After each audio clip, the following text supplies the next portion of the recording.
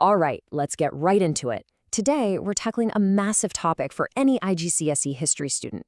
Just how did the Soviet Union get its grip on Eastern Europe right after World War II?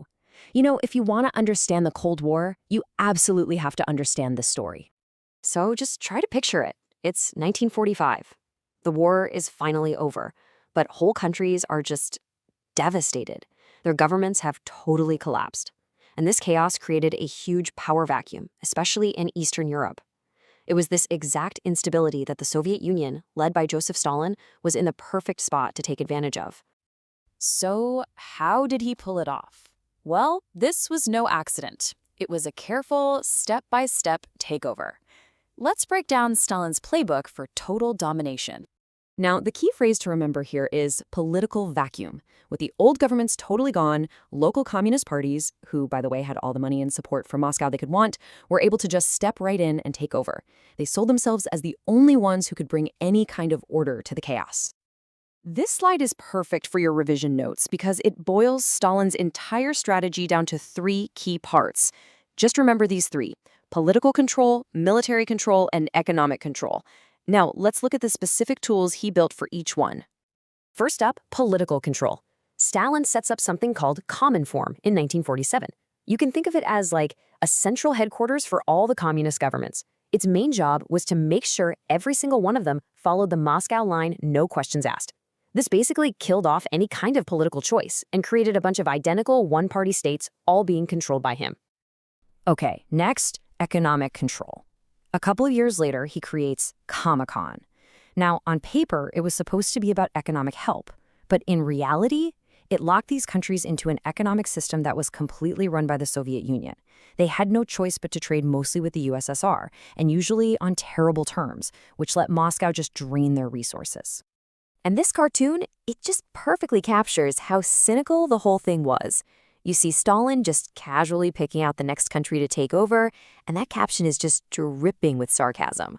This wasn't a liberation to freedom, it was a liberation from it.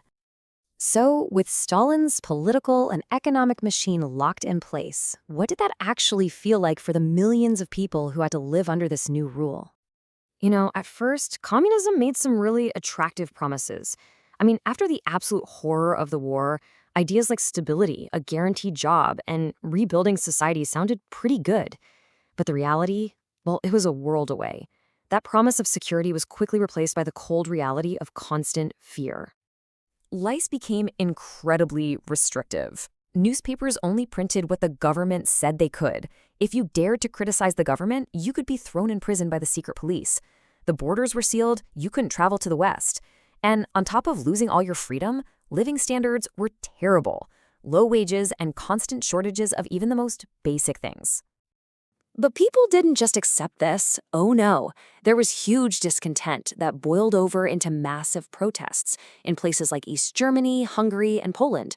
But every single time, the Soviet Union sent in the tanks and just brutally crushed any hint of rebellion.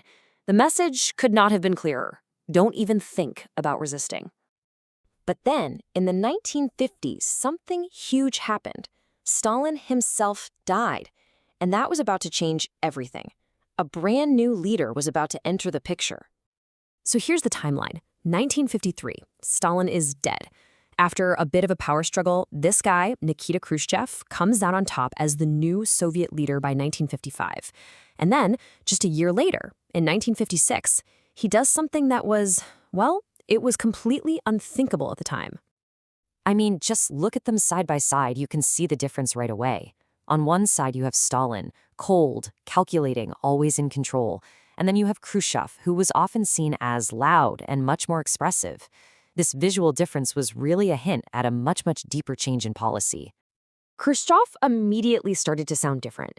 He started talking about peaceful coexistence with the West. He patched up long-running arguments with places like China and Yugoslavia. And really importantly, he said he was going to focus on improving the lives of regular people. This was a complete 180 from Stalin's iron-fisted rule. This whole new approach was summed up in his signature policy, a process that sent absolute shockwaves through the entire communist world. It was called de-Stalinization. So here's the bombshell. In what became known as the secret speech to top Communist Party members, Khrushchev stood up and publicly tore down Stalin's legacy. He called out the brutality, the cult of personality, the mass arrests, everything. To criticize the guy who was basically treated like a god for 30 years, this was just unheard of. And it wasn't just talk either. He actually started freeing political prisoners from the gulags. Censorship was eased up a bit. He even shut down Cominform, Stalin's big political control tool. For the people in Eastern Europe, this was a massive deal. It was a sign that maybe, just maybe, they might get a little more independence. This cartoon just nails the feeling of hope at the time. You've got Khrushchev literally taking a jackhammer to the frozen statue of the Cold War. It really seemed like a thaw was finally starting, like the horrible past was actually being broken apart. But was it really that simple? Of course not. That was the million-dollar question, wasn't it? After all those years of brutal control, did this new, friendlier face in Moscow actually mean true freedom was on the way?